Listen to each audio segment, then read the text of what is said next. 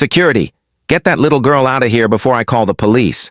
The voice echoed through the marble hall of the 50-story skyscraper, causing all the executives in suits to stop and watch the humiliating scene. David Santos, only 22 years.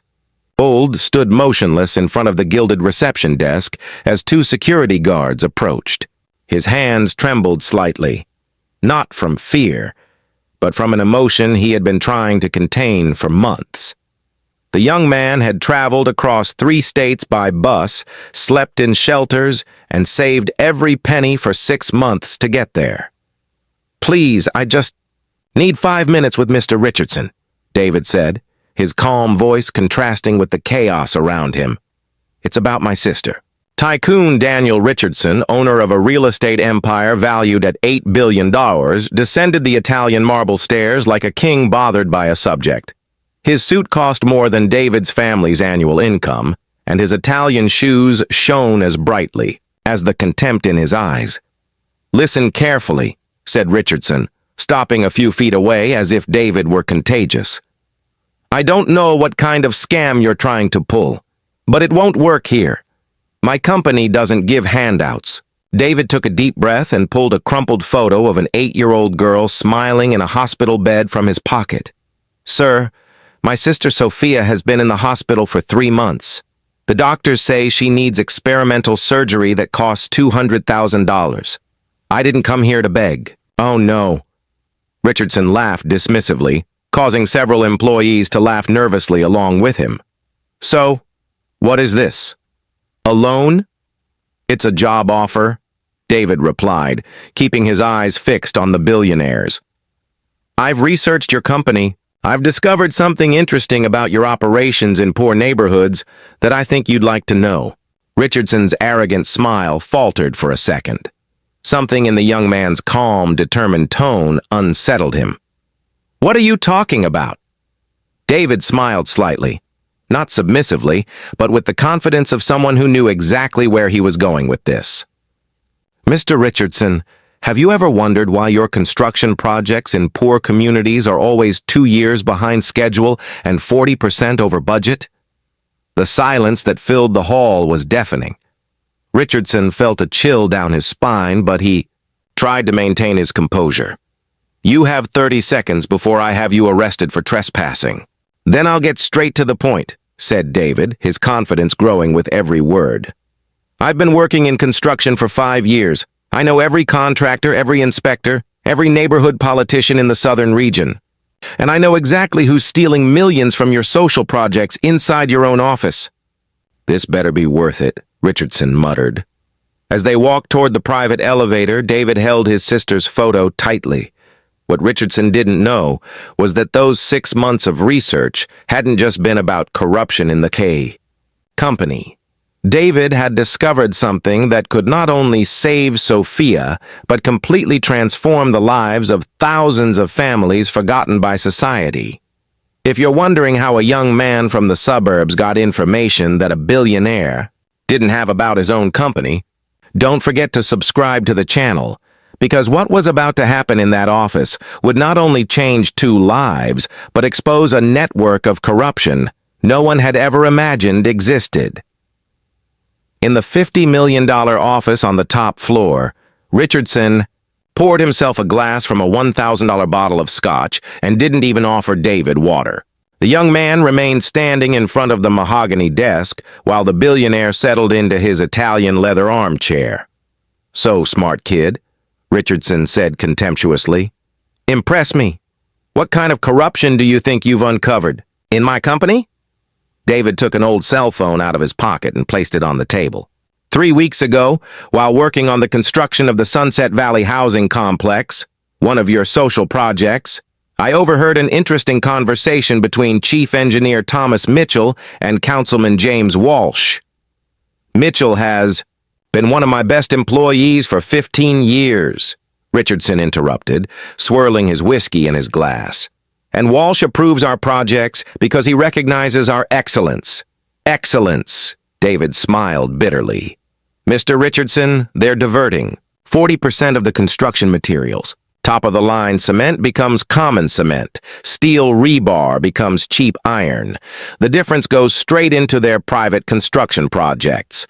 Houses that should last 50 years will start cracking in 5. Children will live in condemned structures because 2 rich men decided to get even richer. The billionaire stood up abruptly, his face red with anger. "Listen here, kid. You walk into my company, accuse my employees of theft, and you have the audacity to lecture me? Security?" "Mr. Richardson," David said, his voice even calmer in the face of the outburst, "your company loses an average of $2.5 million per project due to these misappropriations. In 5 years, that's over $100 million that went out of your pocket and straight into theirs." Richardson froze with his hand on the phone. The numbers were alarmingly accurate, matching his own financial projections, losses he had attributed to unexpected costs and market volatility. "You have 3 minutes to prove this, or you're out of here in handcuffs," he growled. But his voice had lost some of its previous conviction. David took a deep breath, thinking of Sophia hooked up to tubes in the hospital, fighting leukemia that consumed her strength every day. 3 months in the hospital had drained the family's savings.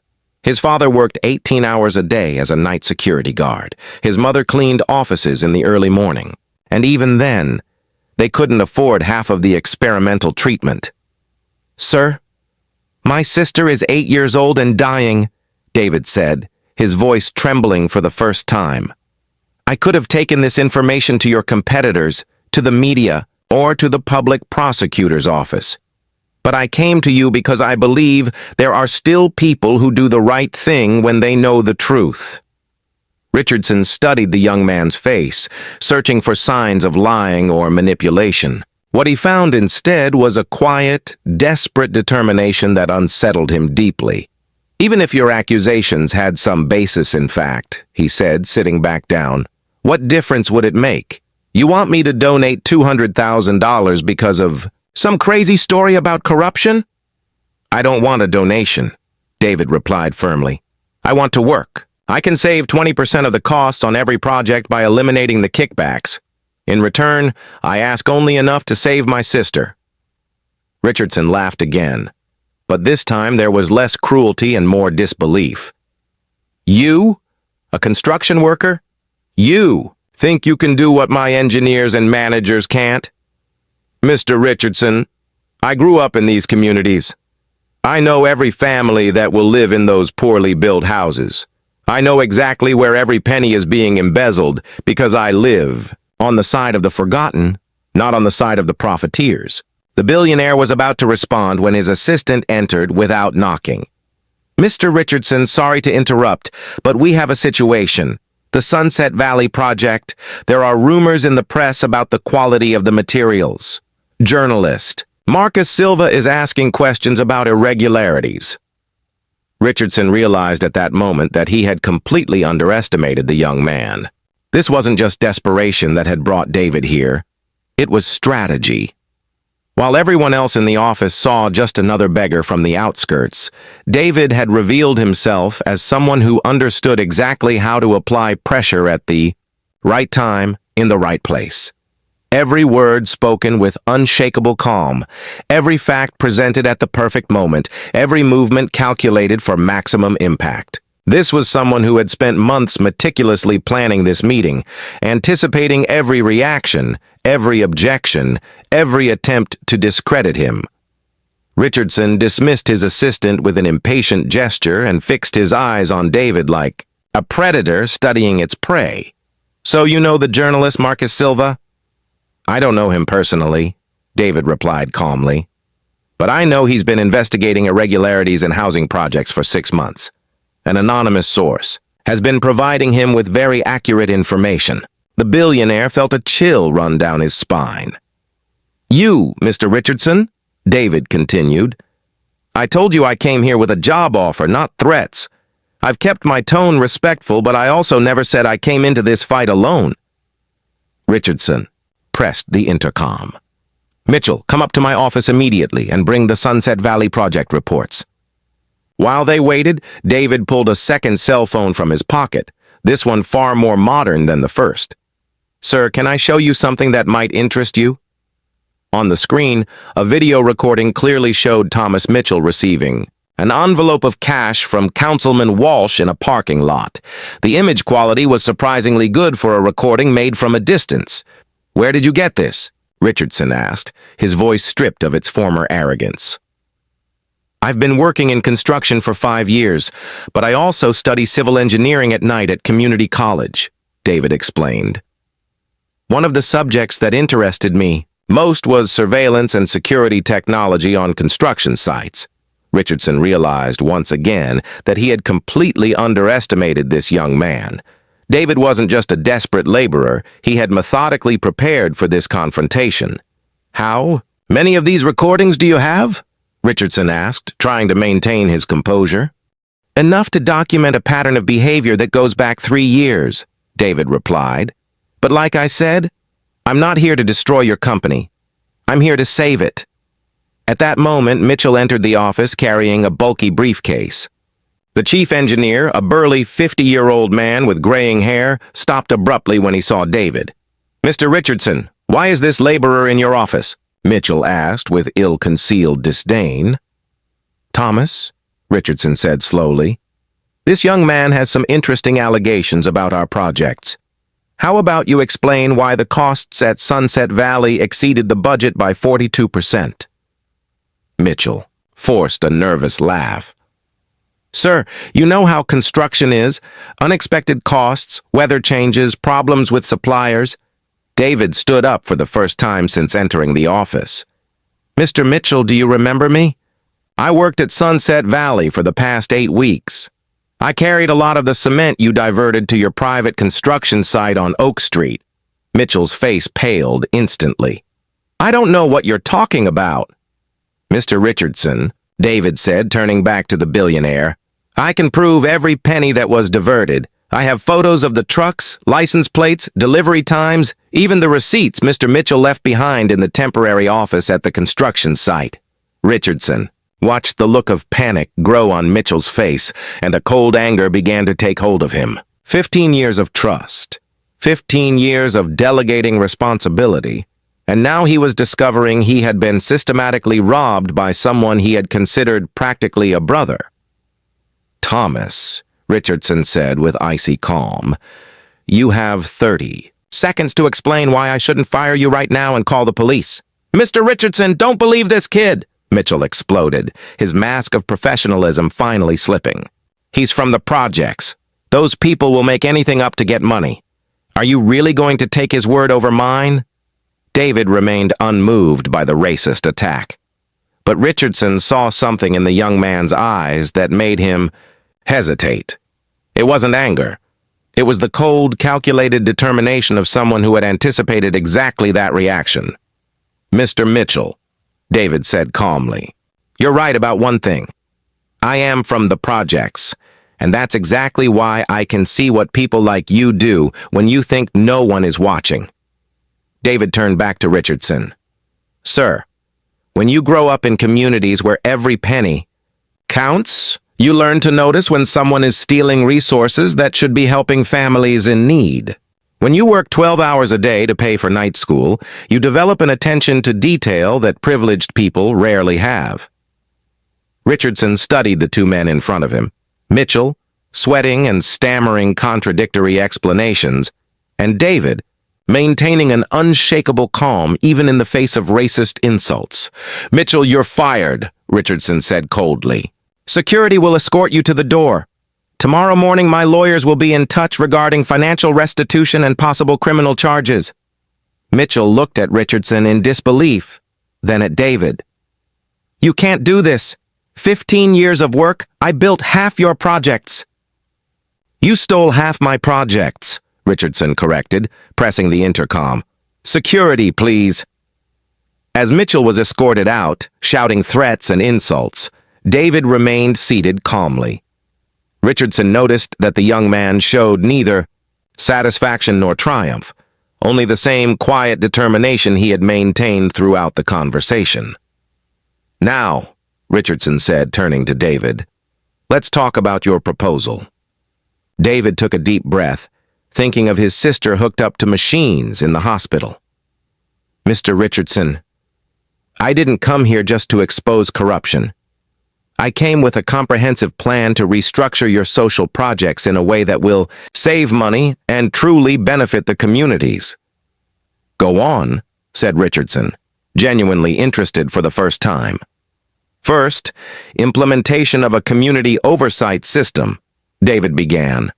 Local residents will be trained to monitor construction, ensuring that materials and labor meet agreed-upon standards. Second, direct partnerships with local suppliers, eliminating middlemen who inflate costs. Third, a training program that hires local residents, creating permanent jobs in the very communities that benefit. Richardson leaned forward, impressed by the detailed structure of the proposal. You thought of all this on your own? Not alone, David admitted for the first time. I've been working with people in my community for months. My neighbor, Donna Carmen, is a retired accountant. She helped me with the financial projections.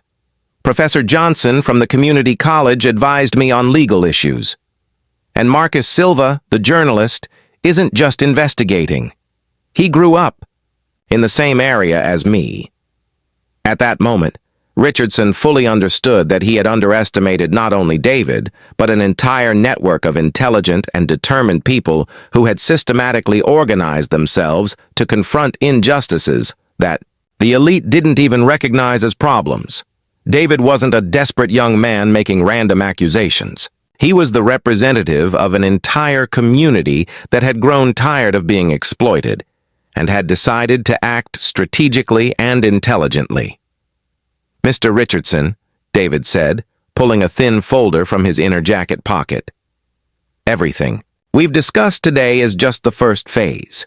What's in this folder is a 5-year plan that can transform your company into the national benchmark for responsible community development. Richardson reached for the folder, but David held it back for a moment. Before you open this, David said, I need you to understand something. I'm not here because I'm a victim. I'm here because I've chosen to turn an unjust situation into an opportunity, to create something greater than any of us could build alone. Richardson opened the folder David handed him, and his expression changed completely. The first few pages contained high-resolution photographs of Mitchell receiving envelopes of cash, financial documents showing discrepancies between materials purchased and materials delivered, and a detailed spreadsheet with dates, times, and exact amounts for each misappropriation. How? How did you get this? Richardson muttered, flipping through page after page of meticulously organized evidence. Mr. Richardson, I've been working in construction for 5 years, David replied calmly. But what I didn't mention is that I'm also president of the Southern Region Construction Workers Union. We represent over 3,000 workers who work on projects like yours. Richardson looked up, beginning to understand the true magnitude of what he was facing. Go on. Over the past 2 years, we've received dozens of complaints about substandard materials in housing construction. Workers reporting orders to use cheaper cement, inadequate rebar, poor thermal insulation. All of these complaints came from your company's projects. David took another cell phone out of his pocket and showed him a screen with dozens of messages. We created a WhatsApp group called Community Watch. 3,000 workers documenting irregularities, photographing misappropriations, recording suspicious conversations. Everything legal. Everything inside the construction sites where we legitimately work. Richardson felt his hands shaking. 3,000 people. 3,000 families who depend on these jobs, but who have grown tired of being unwitting, accomplices to a system that hurts other poor families, David corrected him. And this is just the beginning. David pulled out another folder, even thicker than the last one. Mr. Richardson, Mitchell wasn't the only one. We have similar evidence on 12 other managers and engineers in your company. The corruption scheme is systemic. Why didn't you take this straight to the police? Richardson asked. Because the police would investigate, prosecute the guilty parties, and nothing would change structurally, David replied. In 2 years, new Mitchells would appear. The system would remain vulnerable. The communities would continue to suffer. David opened the main folder and spread out a set of architectural plans, financial projections, and professionally prepared contracts on the table. This is my real proposal, Mr. Richardson. I didn't come here just to expose problems. I came to implement permanent solutions. Richardson examined the documents, impressed by the level of detail and professionalism. Who prepared this? Carmen Rodriguez, David said. An accountant with 30 years of experience in corporate auditing, forced into retirement at 55 due to age cuts. Professor Michael Johnson, an expert in sustainable urban development, fired from the university for controversial research on gentrification. Marcus Silva, an award-winning investigative journalist who left his newspaper after they censored his reports on real estate corruption. Richardson realized he was facing not just a determined young man, but an organized network of highly skilled professionals who had been marginalized by the system and were now joining forces to transform it from within. And lawyer Sarah Chun, David continued, an expert in business law and community development who left an elite law firm to open a popular legal clinic. She drafted all the contracts and checked the legality of every aspect of our proposal. David took a final document out of his pocket. Mr. Richardson, what I have here is a cooperation agreement already approved by the Public Prosecutor's Office. If Your Excellency agrees to implement our reform program, the evidence of corruption will be used only to fire those involved and recover misappropriated funds. If he refuses, Richardson didn't need David to finish the sentence. You make everything public. This isn't blackmail, Mr. Richardson, David said respectfully. It's an opportunity to transform your company from a source of exploitation into a national model of responsible development. You can be remembered as the billionaire who chose profit over people, or as the visionary who proved that business success and social justice can coexist. Richardson studied the young man's face, searching for signs of deception or manipulation. What he found instead was pure determination combined with impressive strategic vision. What exactly is your proposal? He asked. David took a deep breath, thinking of Sophia in the hospital, connected to the machines that kept her alive. First, the creation of a community oversight department within your company, with its own budget and autonomy to conduct audits. Second, priority hiring of local labor for all social projects. Third, direct partnerships with certified local suppliers. Go on, said Richardson, now genuinely interested. Fourth, a professional training program that transforms beneficiaries of housing projects into skilled technicians for maintenance and expansion. Fifth, the creation of a community fund, financed by a percentage of project profits earmarked for education and healthcare in the beneficiary regions. Richardson quickly calculated. That would reduce our profits by 20% per individual project. But it would eliminate 70% of the extra costs caused by corruption, David interrupted, resulting in a net increase of 45% in overall profitability. The billionaire looked at the numbers in his briefcase and realized that David was absolutely correct. The math was flawless.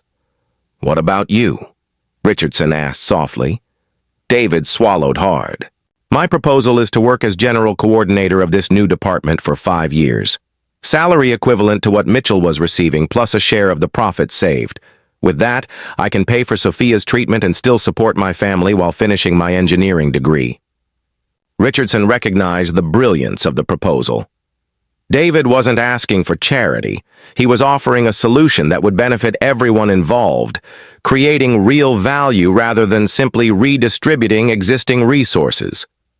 And if I agree to all of this, Richardson said slowly, I have your guarantee that the evidence against Mitchell and the others will never become public? Mr. Richardson, David replied, you'll have something much better than our guarantee. You'll have our partnership. Carmen will become your new head of internal auditing. Professor Johnson will serve as sustainable development consultant. Marcus Silva will be your director of community communications. and Sarah Chun will handle all legal matters. Richardson finally understood. This wasn't just a desperate young man asking for help. It was a proposal to merge two worlds, the capital and expertise of his company with the intelligence, determination, and community legitimacy of people who had been systematically excluded from power. "How long have you been planning this?" he asked. 2 years, David admitted. "Since we discovered that the houses our families live in were being built with materials stolen from other projects meant for families like ours." Richardson stood up and walked to the window, looking out at the city he had helped build. After a few minutes of reflection, he turned back to David. "When can we start?" David felt tears burning in his eyes, but he kept his voice steady. "Tomorrow morning, Mr. Richardson. Carmen has already prepared a full audit that will identify all the misappropriations from the last 3 years. Professor Johnson has a 90-day implementation schedule, and Marcus Silva has a communication strategy that will turn this change into a milestone for the entire industry." Richardson extended his hand. "Welcome to Richardson Industries, Mr. Santos. Let's build something our families will be proud to leave as a legacy." As they shook hands, they both knew this represented more than a business agreement. It was the beginning of a silent revolution, one that would prove that intelligence, preparation, and justice always triumph over arrogance, privilege, and exploitation. As David left the office, his cell phone rang. It was Sophia's doctor, with good news about a new treatment option that had just become available. For the first time in months, David smiled, knowing that his sister would not only have the surgery, but also a future in a slightly more just society. 18 months later, David Santos walked through the halls of Richardson Industries, not as a desperate young man, but as the youngest director in the company's history. Her sister, Sophia, now 10 years old and completely cured, accompanied him on that special day, the inauguration of the first housing complex built under the new community development model. "Davy, look at all the people," said Sophia, pointing to the hundreds of families celebrating the delivery of their new homes. Children ran through the community gardens, while parents received the keys to houses built with top-quality materials and financed fairly. Richardson watched the scene from his office, now decorated with awards for social responsibility and sustainability. The company's transformation had generated not only record profits but also national recognition as a model of ethical development. Thomas Mitchell, on the other hand, was facing his third court hearing for embezzlement. His consulting firm had gone bankrupt. His reputation was in ruins, and the million-dollar contracts that had once guaranteed his luxury lifestyle had turned into unpayable debts. The man who had once despised workers like David now worked as a construction material salesman, earning a tenth of what he used to steal each month. "Mr. David," said Carmen Rodriguez, now the company's chief auditor, "the quarterly figures are in 62% savings in costs, an 80% increase in community satisfaction, and net profits 45% higher than last year." David smiled, remembering that terrible morning when he didn't know if he would be able to save Sophia. Today, in addition to his healthy sister, he had created a system that benefited thousands of families and proved that business success and social justice were not contradictory concepts. The young man who had once been humiliated at the reception desk for looking inappropriate was now sought after by universities for lectures on social innovation. Professor Johnson had returned to higher education with a chair funded by Richardson Industries itself. Marcus Silva ran the company's communications department, turning each project into a national example of responsible development. Richardson descended to the lobby where a golden plaque had replaced the old elitist decor. David Santos Community Development Center, where intelligence and justice build the future. "You know what I've learned in these 18 months?" Richardson said to David as they watched the families celebrating. "That true wealth isn't how much money we can accumulate, but how many lives we can transform for the better." David nodded, thinking about how that journey had begun with despair and turned into hope for thousands of people. Every house built with quality, every family treated fairly, every young person hired from the community represented a victory against a system that once seemed impossible to change. The best revenge against those who underestimated his intelligence was not to destroy them. It was to build something so great that they realized how much they had lost by doubting his potential. David Santos had proved that preparation. Strategy and determination always win over privilege, arrogance, and prejudice. While Sophia played with other children in the complex her brother had helped create, David understood that sometimes the greatest victories begin with the most desperate moments. If this story of overcoming adversity touched your heart, don't forget to subscribe to the channel for more stories that prove intelligence and courage can transform any injustice into an opportunity to create a better world.